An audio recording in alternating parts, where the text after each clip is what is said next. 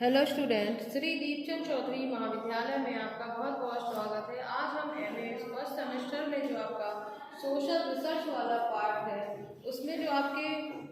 Basic social research का जो आपकी मान्यताएं मानी गई हैं, अजम्पशंस जो आपके होते हैं उनके बारे में हम जानेंगे कि आखिर ऐसी क्या जो है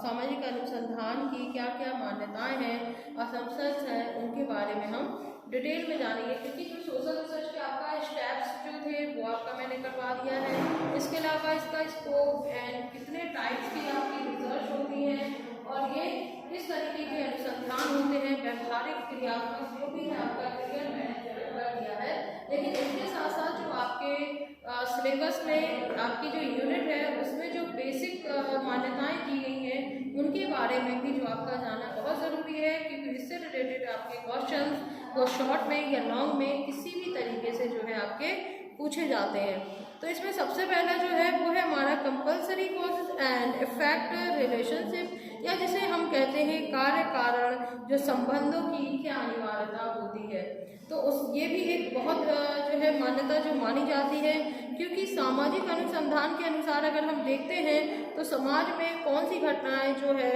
घटती हैं, ये घटनाएं जो है जादू से या अचानक तो घटित नहीं होती हैं, बल्कि इनके पीछे कुछ ना कुछ कारण जरूर होते हैं और उनके कारण क्या संबंध है जिनकी वजह से ये जो घटनाएं हैं वो सामने आई हैं। तो क्योंकि हर घटना में कोई ना कोई कारण जरूर होता है और सामाजिक अनुसंधान इसीलिए किया जाता है जिससे कि जो घटनाएं उत्पन्न हुई हैं वो किस कारण से उत्पन्न हुई है और किस तरीके से ये जुड़ी हुई है समाज के साथ, वो क्या ऐसे किया जाए जिसके कारण से ये जो मान्यताएं हैं वो या जो भी ये घटनाएं घटित हुई हैं इनके कारणों को जान करके उनके समाधान जो है वो निकाले जाए। तो ये एक महत्वपूर्ण मान्यता जो है वो मानी जाती है। दूसरा है आपका स्टडी ऑफ इवेंट फेनोमेना,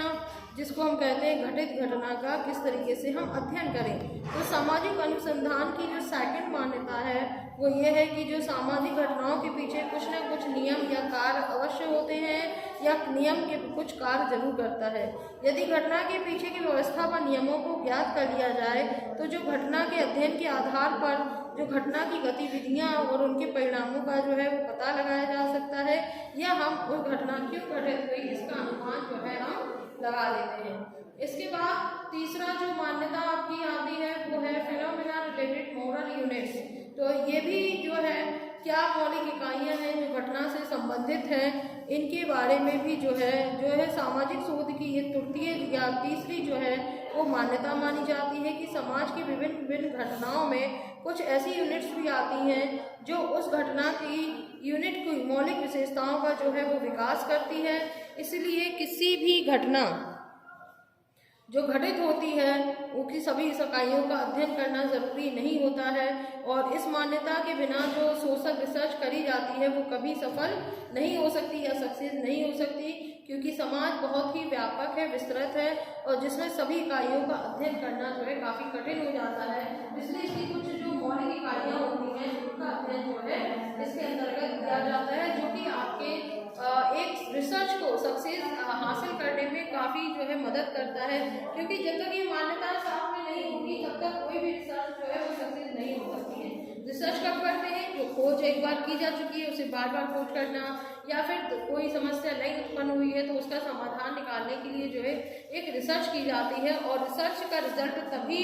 हासिल होता है या सक्सेस वो तभी होती है जब इन मान्यताओं पर जो है काम किया जाए। क्योंकि जो चीज़ मान्यताएं बन चुकी हैं वो किसी न किसी एक ऐसे आधार को लेकर बनती हैं जो कि कहीं ना कहीं रिसर्च में जो है बहुत ज़रूरी होती है, और जहाँ पर ये मान्यताओं पे काम नहीं किया जाता है वो रिसर्च अक्सर जो है वो फेल हो जाती है। इसके अलावा इसमें एक आपका आता है जो कि मैक्स वीबर ने जो है इसके द्वारा ये प्रारूप बताया था आदर्श रूप में, कि आदर्श प्रारूप यानी आइडियल टाइप। तो ये मैक्स वीबर जो थे आपके साइंटिस्ट उन्होंने इसको बताया था, और ये अवधारणा जो है वो सोशल रिसर्च की एक बहुत ही इम्पोर्टेंट मान्यता के तौर पर ली जाती है, क्योंकि जो हमारी सोशल रिसर्च के अनुसार अगर हम देखें तो जो हमारी सोशल तथ्य या फैक्ट जो होते हैं वो एक दूसरे से अलग कभी नहीं होते, बल्कि वो एक दूसरे से जुड़े हुए होते हैं। इनमें कुछ ना कुछ ऐसी समानताएं जो हैं वो आती हैं, और इन समानताओं के आधार पर जो है आदर्श प्रारूप को प्रस्तुत जो है वो किया जा सकता है। और आदर्श प्रारूप में कुछ ऐसे गुण भी होते हैं जिनका अध्ययन सोशल रिसर्च में आसानी से जो है वो किया जाता है। इसीलिए सामाजिक अनुसंधान या सोशल रिसर्च जो है एक हमें आइडियल जो है टाइप जो है वो उसका निर्माण करने में जो है काफ़ी हेल्पफुल होता है, हेल्प करता है।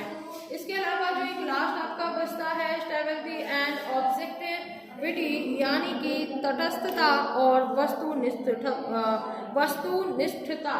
तो ये भी एक आपका काफ़ी पावरफुल जो है वो माना जाता है सोशल रिसर्च में, क्योंकि इसमें जो एक रिसर्चर जो होता है वो रिसर्च करते टाइम जो है बिल्कुल स्टेबल होकर के जो है अपना बिहेवियर और इसके साथ साथ ऑब्जेक्टिव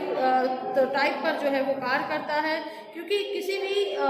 रिसर्च करते समय जो है उसके ऑब्जेक्टिव्स बनाए जाते हैं और उन ऑब्जेक्टिव्स पर ही जो है आपकी थीसिस जो है पूरी काम करती है। जब आप ऑब्जेक्टिव ही नहीं बनाएंगे तो आपकी थीसिस काम नहीं कर सकती है। क्यों? क्योंकि ऐसा होता है कि सबसे पहली चीज़ है कि आपके पास जो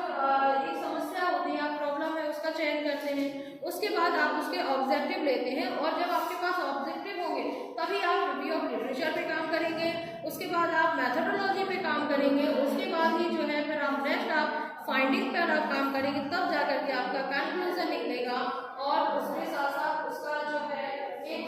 आपके पास एक सार निकल के आएगा जिसका एक समाज को काफ़ी प्रभावी रूप से उसको काफ़ी इफेक्ट मिलेगा, काफ़ी इफेक्ट पड़ेगा, क्योंकि उसी से वो है जानकारियाँ लेकर के वो अपनी जो है समस्याओं का समाधान कर सकता है। तो इस तरीके से हम देखते हैं कि ये कुछ मान्यताएं हैं जिनका यूज़ जो है हमेशा एक रिसर्च करते टाइम जो है इनका यूज़ जो है हमेशा किया जाता है। धन्यवाद।